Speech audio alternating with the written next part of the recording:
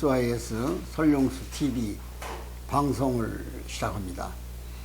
늘 애청해 주시고 또 여러 군데로 전달해 주시는 여러 시청자님들이 계셔서 정말 힘을 얻고 또 소망스러운 마음으로 사회와 나라 그 밖에 여러 가지 관계를 여러분같이 소통하고자 하는 겁니다.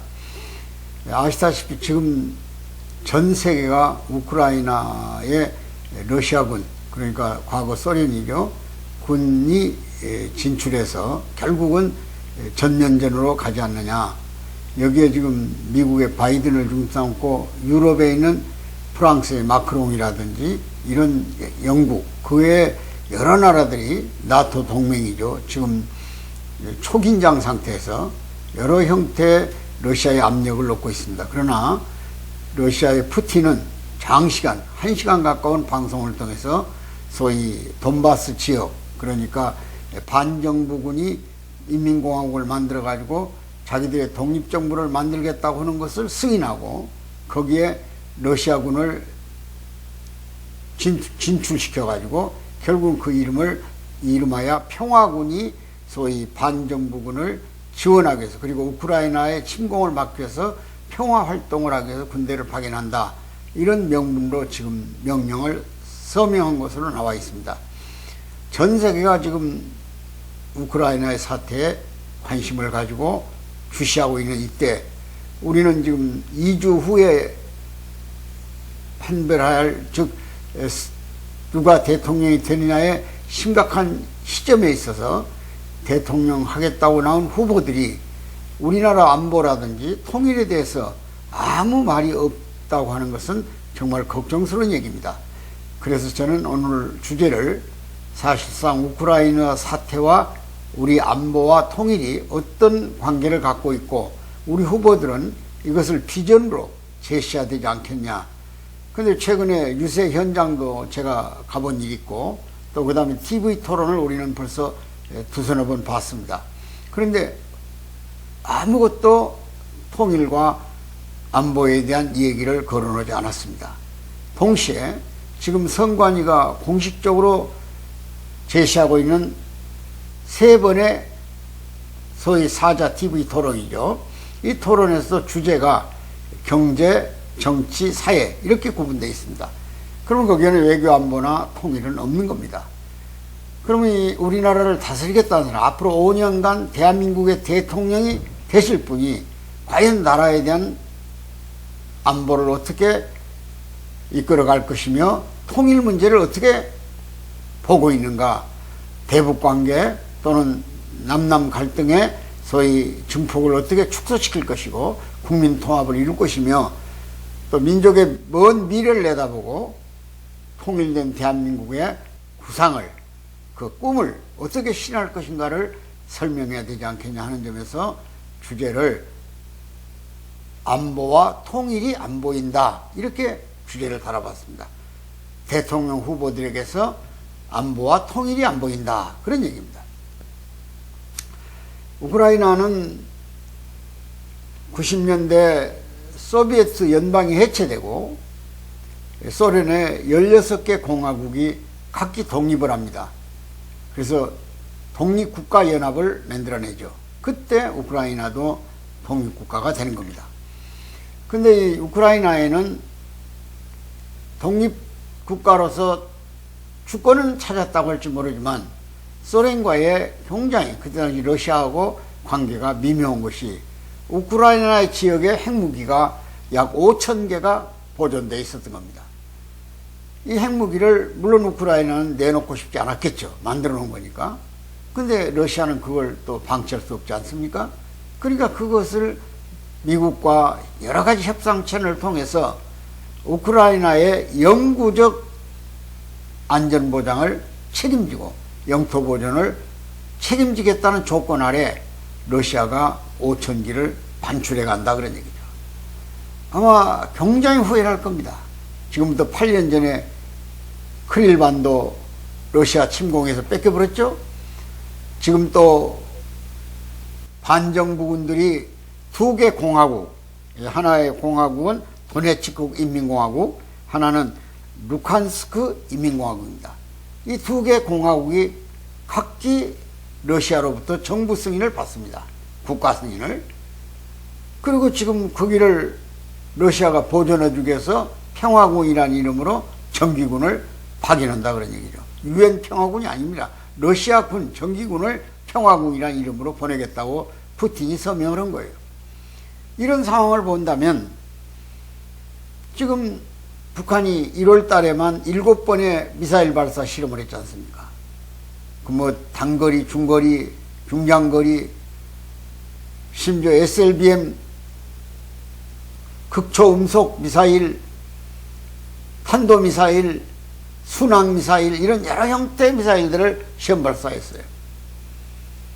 이런 상황을 놓고 본다면 잠시 주춤하고 있는 것은 중국에서 동계 베이징 올림픽이 있었고 또 전 세계가 우크라이나 사태에 관심을 가지니까 북한도 아마 잠정적으로 조용하게 지내고 있는 것 같습니다. 그러나 많은 전문가들은 오는 4월 15일 김일성 태양제를 맞이해서 아마 모종의 군사적 행동 내지는 핵 실험을 조건 삼아서 도발의 위험이 있다는 것을 전문가들이 평가하고 있어요. 내다보고 있습니다. 그렇다면 우리는 뭔가 이 급박한 시대에 안보에 대한 굳건한 어떤 의지가 대통령 하겠다는 사람들의 공약이나 정책 속에서 나와야 되지 않겠습니까? 그리고 우리 국민의 결합을, 통합을 외쳐야 되겠죠. 얼마 전에 소위 사드 배치 문제하고 그 다음에 선제 타격 문제가 뜨겁게 달아온 일이 있습니다. 근데 사실은 이게 우리 안보의 핵심이에요. 선제 타격 용어를 가지고 호도해가지고 국민을 혼란스럽게 해서는 안 됩니다. 이 선제 타격 용어는 우리가 전쟁을 걸기 위해서 사전에 북한을 공격하겠다 그런 얘기 아닙니다. 우리의 방어 전략 속에 킬체인, 우리 한국형 미사일 방어 요격 체계 속에 들어있는 말이에요. 바꿔 말하면 북한 핵무기는 발사됐다면 수습할 수가 없죠. 어느 지역에 떨어지든 이건 뭐 전국적 재앙이니까. 그런데 그것을 방관하고 있을 수 없는 거잖아요. 국가가 생존하는 한.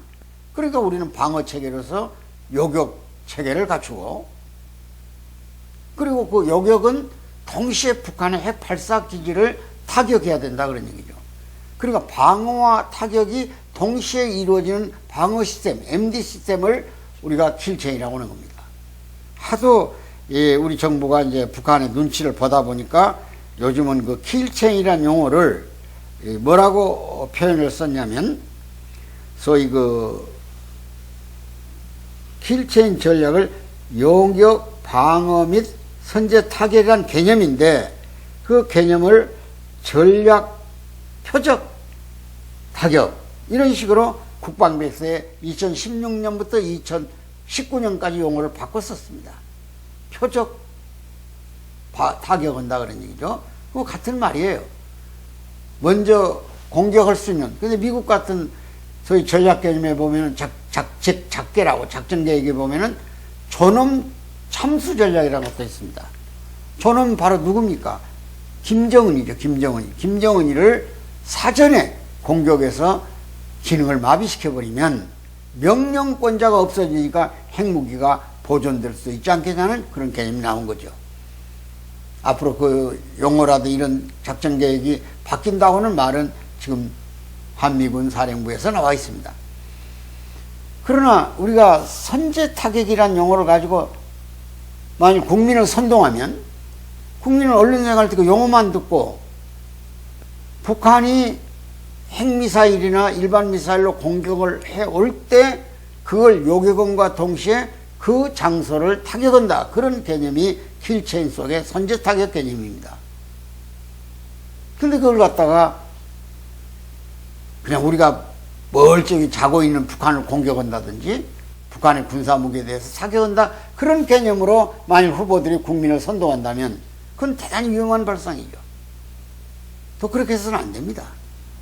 또 사드는 가능한 우리가 안보에서 선제 타격 기능과 동시에 방어 기능을 더 튼튼히 해야 되죠. 현재 소위 성주에 있는 사드는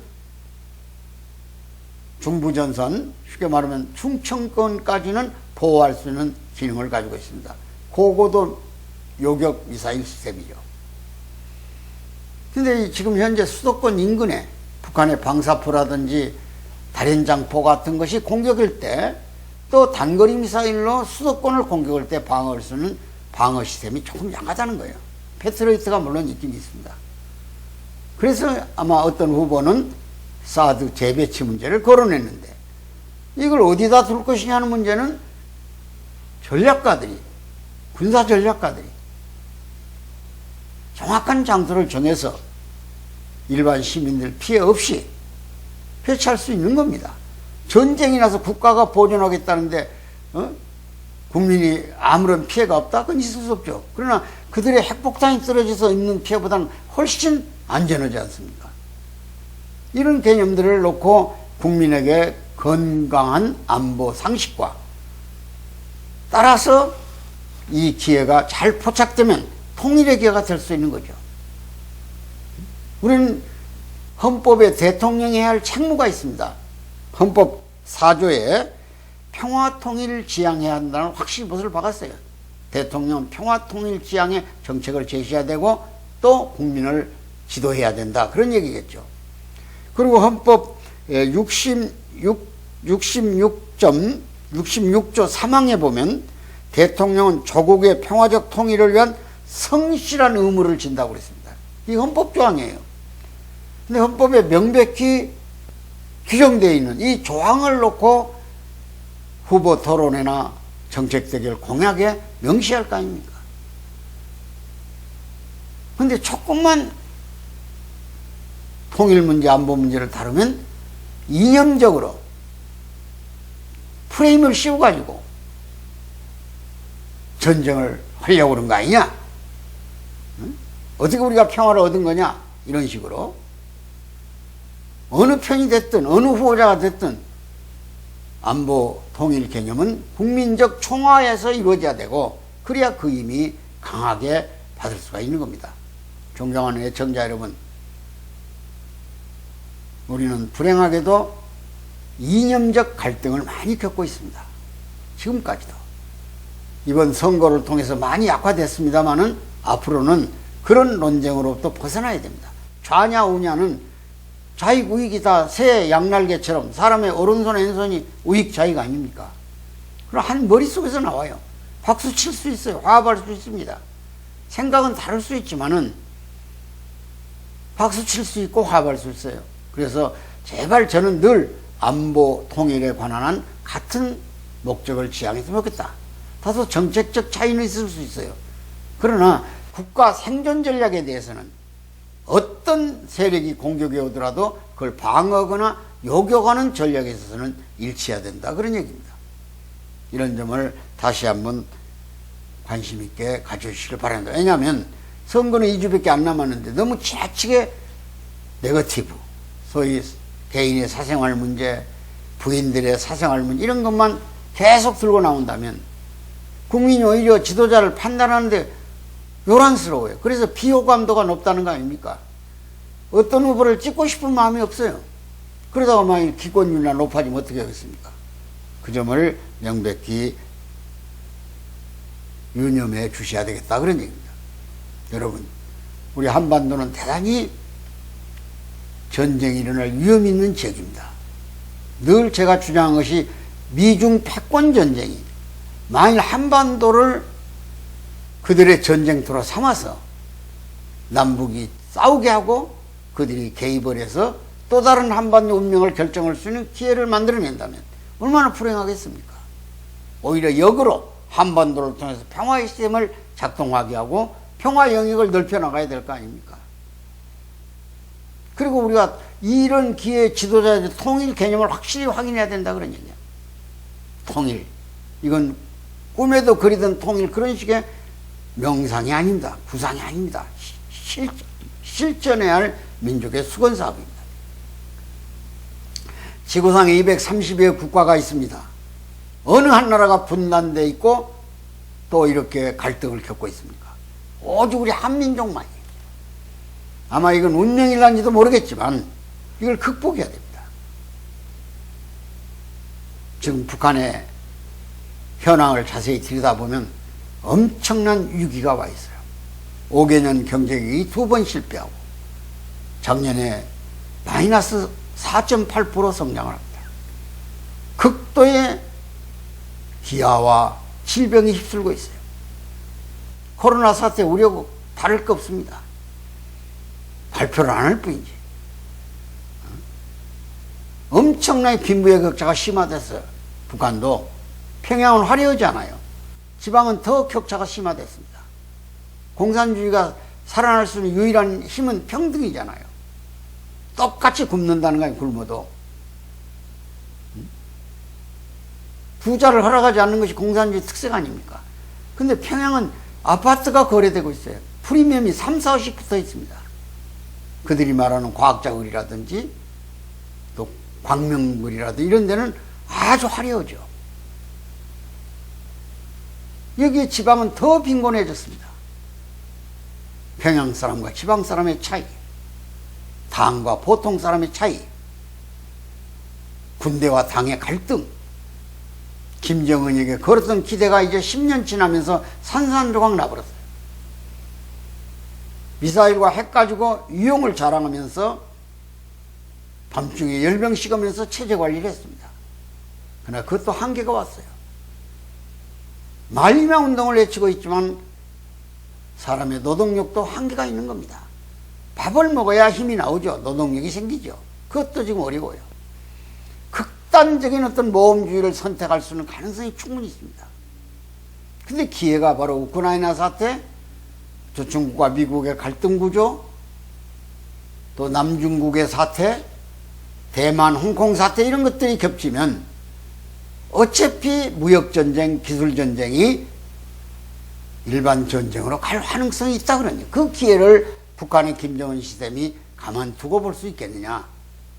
여기에 대해서 확고한 안보관과 기회가 오면 우리도 독일처럼 없이 통일이든 선거를 통해서 통일이든 국민의 결속된 마음으로 우리가 지켜온 가치, 민주주의 가치, 자유인권의 가치, 사람답게 사는 사회를 만들어 놓고 우리 후손 세대에 물려줄 만한 국가의 품격을 남북이 공히 만들어낼 수 있는 가치, 그리고 우리가 지금 모든 제품을 가져다가 원자재 사다가 가공해서 팔아먹는 나라가 우리나라 아닙니까? 무역국가죠. 근데 북한에는 원자재가 많이 있어요. 심지어 히토리라든지 아연이라든지 철광 이런 것들이. 남쪽은 다 수입해 와야 돼요. 이걸 남북 간에 교역하자 이거야. 우리는 자본과 기술이 있고 북한은 노동과 자원이 있잖아요. 이걸 합쳐가지고 우리 한강의 기적을 만들었듯이 대동강 기적을 만들어내자 이거야. 이걸 젊은이들의 꿈으로 비전으로 제시하자 이거야. 그러기 위해서 신뢰를 쌓고 인적 물적 교류를 확대하고 각기 미래가 어디에 희망이 있는가를 깨달아가지고 자기들의 권력 유지나 체제 유지를 해서 몸부림치지 말고 먼 미래 민족의 장래를 위해서 정말 결단을 내릴 수 있는 계기가 만들어지기를 간절히 소망하면서 유세 현장에 가 있는 후보자들 반드시 통일의 비전을 얘기하십시오. 그리고 안보를 힘이 없으면 안 됩니다. 우크라이나 보세요. 동맹이 없으니까 전부 다 간접적으로 지원하고 있어요. 직접 싸우지 않아요. 무역 규제나 이런 거 하겠다는 거지. 미국이 군사적 행동을 한다고 지금 동굴아파에다가 미군 기지도 정돈하고 군대를 파견하고 있지만 실제 지상군을 투입할까 하는 것은 또 다른 문제예요. 이런 점에서 우리는 한미동맹 결속 밑에 우리 굳건한 체제를 유지하면서 북한의 변화를 과감하게 끌어내고 그 변화 속에서 미래 우리 5천만 민족이 세계 앞에 자랑할 만한 새로운 기회를 포착하자 이거예요. 이것이 통일국가 만드는 것하고 그 다음에 우리가 4차 산업 선두국가가 돼서 그들에게 기술강국, 문화강국 문명강국을 만들어서 세계 앞에 당당히 서는 위기관리에 강한 대한민국이 돼서 부디 후손 만대까지 자랑스러운 나라를 물려줄 각오를 해야 되지 않겠냐는 마음에서 한 말씀 드렸습니다. 대단히 감사합니다.